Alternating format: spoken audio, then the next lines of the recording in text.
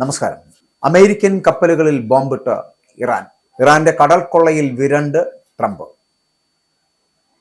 Iranian തുറമുഖങ്ങളിൽ America ഏർപ്പെടുത്തിയ ഉപരോധം അത് വകവയ്ക്കാതെ ഹോർമൂസ് കടലിടുക്ക് വീണ്ടും തുറന്നു കൊടുക്കുന്നത് അസാധ്യമെന്ന് പ്രഖ്യാപിക്കുന്ന ഇറാൻ. കടൽ കൊള്ളക്കാരെ പോലെ പ്രവർത്തിക്കുന്ന ഇറാനെ കണ്ട് വിരണ്ടു പോകുന്ന അമേരിക്കൻ പട.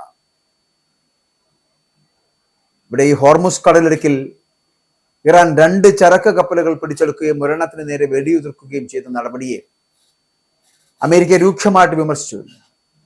ഇറാന്റെ നടപടി കടൽ കൊള്ളക്കാർക്ക് സമാനമാണ് എന്ന് വൈറ്റ് ഹൗസ് വക്താവ് കരോളിൻ ലെവിറ്റ് ആരോപിക്കുകയും ചെയ്തു. സമാധാന ചർച്ചകൾക്കായിട്ട് ട്രംപ് ഭരണകൂടം വെടിനിർത്തൽ നീട്ടിയതിന് തൊട്ടു പിന്നാലെയാണ് ഇറാന്റെ ഭാഗത്ത് നിന്നും ഇത്തരത്തിലുള്ള പ്രകോപനം ഉണ്ടായത് എന്നാണ് പറയപ്പെടുന്നത്. സമാധാന നിർദ്ദേശങ്ങൾ സമർപ്പിക്കുവാൻ കൂടുതൽ സമയം അനുവദിച്ചുകൊണ്ട് ചൊവ്വാഴ്ച വൈകിട്ടാണ് പ്രസിഡന്റ് ഡൊണാൾഡ് ട്രംപ് വെടിനിർത്തൽ നീട്ടിയത്. എന്നാൽ അമേരിക്ക ഏർപ്പെടുത്തിയ സാമ്പത്തിക ഉപരോധത്തെ മറികടക്കാൻ ശ്രമിക്കുന്ന ഇറാൻ മേഖലയിലെ സമാധാനം തകർക്കുകയാണ് എന്ന് വൈറ്റ് ഹൗസ് കുറ്റപ്പെടുത്തുകയാണ്. ഇറാന്റെ നാവികസേന ഏതാണ്ട് തകർന്ന നിലയിലാണ് എന്നും വെറും 2 ചെറിയ ബോട്ടുകൾ ഉപയോഗിച്ചാണ് ഈ ആക്രമണങ്ങൾ നടത്തുന്നത് എന്ന് ലെവിറ്റ് പരിഹസിക്കുന്നു. MSC ഫ്രാൻസിസ്ക, എപ്പാമിനോണ്ടസ് എന്നീ ചരക്ക് കപ്പലാണ് ഇസ്ലാമിക് റവല്യൂഷണറി ഗാർഡ് കോർപ്സ് പിടിച്ചെടുത്തത്, ഇറാൻ തീരത്തേക്ക് കൊണ്ടുപോയത്. ഇതിനൊക്കെ പുറമെ ലൈബീരിയൻ പതാകയുള്ള മറ്റൊരു കണ്ടെയ്നർ, ആ കണ്ടെയ്നർ കപ്പലിന് നേരെയും വെടിവെപ്പുണ്ടായിരിക്കും. എന്നാൽ ഈ കപ്പലിന് കേടുപാടുകൾ സംഭവിക്കാത്തതിനാൽ തന്നെ യാത്ര തുടർന്നുകൊണ്ട് സമുദ്ര സുരക്ഷ ലംഘിച്ചതിനാണ് കപ്പലുകൾ പിടിച്ചെടുത്തതെന്നുള്ള ഇറാന്റെ വാദം മുന്നോട്ട് വയ്ക്കുമ്പോഴും ഹോർമൂസ് കടലിടുക്കിലെ സുരക്ഷ തങ്ങളുടെ റെഡ് ലൈനാണ് എന്ന് IRGC നേവി കമാൻഡ് വ്യക്തമാക്കുകയും ചെയ്തു. ഇറാനിയൻ തുറമുഖങ്ങളിൽ അമേരിക്ക ഏർപ്പെടുത്തിയ ഉപരോധം യുദ്ധപ്രഖ്യാപനമാണ് എന്നും അവർ ആരോപിക്കുന്നുണ്ട്. സമാധാന ചർച്ചകൾ പരാജയപ്പെട്ട സാഹചര്യത്തിൽ ഹോർമൂസ് കടലിടുക്ക് വീണ്ടും തുറന്നു കൊടുക്കുന്നത് അസാധ്യമാണ് എന്ന് ഇറാന്റെ മുഖ്യ ചർച്ചക്കാരനായിട്ട് മുഹമ്മദ് ബാഗർ ഖാലിബാഫ് വ്യക്തമാക്കുന്നു.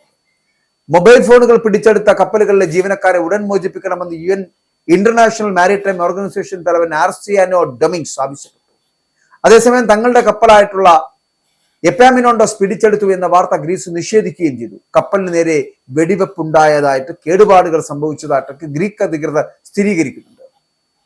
കഴിഞ്ഞ ഈ ആഴ്ചയുടെ തുടക്കകാലത്ത് ഇറാനിയൻ ചരക്ക് കപ്പലായിട്ടുള്ള തൗസ്കയെ അമേരിക്കൻ സൈന്യം തടഞ്ഞതാണ് ഇറാനെ പ്രകോപിപ്പിച്ചു തുടങ്ങിയത്. അമേരിക്കൻ ഉപരോധം ലംഘിക്കാൻ ശ്രമിച്ചതിനാലാണ് തൗസ്കയെ തടഞ്ഞത് എന്ന് വൈറ്റ് ഹൗസ് വിശദീകരിക്കുമ്പോഴും ഓപ്പറേഷൻ ഇക്കണോമിക്സ് ഫ്യൂറി ഇറാന്റെ സമ്പദ് വ്യവസ്ഥയെ പൂർണ്ണമായിട്ടും തകർക്കുകയാണ് എന്നും ഉപരോധം ഫലപ്രദമാണ് എന്നും അമേരിക്ക അവകാശപ്പെടുന്നുണ്ട്. അമേരിക്കൻ സമ്മർദ്ദത്തിന് വഴങ്ങില്ലെന്ന സൂചന നൽകിക്കൊണ്ട് ഇറാൻ തലസ്ഥാനത്ത് ബാലിസ്റ്റിക് മിസൈൽ പ്രദർശിപ്പിക്കുന്നു. ഹോർമൂസ് കടലിടുക്ക് തങ്ങളുടെ നിയന്ത്രണത്തിലാണ് എന്നും ട്രംപിനൊന്നും ചെയ്യാൻ കഴിയില്ല എന്നും വ്യക്തമാക്കുന്ന ബാനറുകൾ അവിടെ ഉയരുന്നു. ലോകത്തെ എണ്ണ വ്യാപാരത്തിന്റെ 1/5 കടന്നു പോകുന്ന തന്ത്രപ്രധാന പാതയായിട്ടുള്ള ഹോർമൂസ് കടലിടുക്കാണിത്. ഇസ്ലാമാബാദിൽ നടക്കേണ്ടിയിരുന്ന സമാധാന ചർച്ചകളിൽ നിന്ന് ഇരു രാജ്യങ്ങളും വിട്ടുനിൽക്കുന്ന ഒരു സാഹചര്യം ഉണ്ടായി. എന്നാൽ പാകിസ്ഥാന്റെ മധ്യസ്ഥതയിൽ ചർച്ചകൾ പുനരാരംഭിക്കുവാനുള്ള ശ്രമങ്ങൾ ഇപ്പോഴും തുടരുന്നുണ്ട്. ഇറാൻ പരസ്യമായിട്ട് പറയുന്ന കാര്യങ്ങളല്ല രഹസ്യ ചർച്ചകളിൽ സമ്മതിക്കുന്നത് എന്ന് കരോളിൻ ലെവിറ്റ് ആരോപിക്കുകയും ചെയ്തു.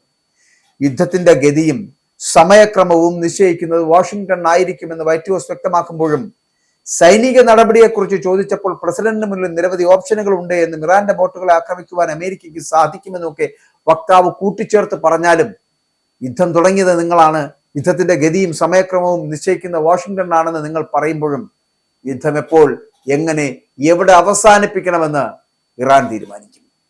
ഇറാന്റെ ഈ പുതിയ നീക്കത്തോടെ മേഖലയിൽ യുദ്ധഭീതി വീണ്ടും ശക്തമായിരിക്കുകയാണ്. സമാധാന ചർച്ചകൾ വഴിമുട്ടിയതോടുകൂടി അന്താരാഷ്ട്ര വിപണിയിൽ എണ്ണവില വർദ്ധിക്കുമോ എന്ന ആശങ്ക ഉയരുന്നുണ്ട്. വരും ദിവസങ്ങളിൽ അമേരിക്കയുടെ ഭാഗത്ത് നിന്ന് എന്ത് പ്രതികരണം ഉണ്ടാകുമെന്നാണ് ലോകം ഉറ്റുനോക്കുന്നത്. അതുകൊണ്ട് തന്നെ അമേരിക്ക ഏതെങ്കിലും തരത്തിലുള്ള പ്രവർത്തനങ്ങൾ വീണ്ടും ആരംഭിക്കുകയാണെങ്കിൽ ആദ്യം സൂചിപ്പിച്ച പോലെ അമേരിക്കൻ കപ്പലുകളിൽ ബോംബിട്ടുകൊണ്ടായിരിക്കും ഇറാൻ മറുപടി പറയുക. ഇറാന്റെ കടൽ കൊള്ള എന്ന് പറയപ്പെടുന്നത് അമേരിക്കൻ കപ്പലുകളെ തകർക്കുക എന്നത് തന്നെയാണ് എന്നുള്ള കാര്യത്തിൽ സംശയമില്ല. ഇറാന്റെ ആ കടൽ കൊള്ളയിൽ ട്രംപ് അടക്കം വിരണ്ടു പോകുമെന്നുള്ള കാര്യത്തിൽ തർക്കവുമില്ല.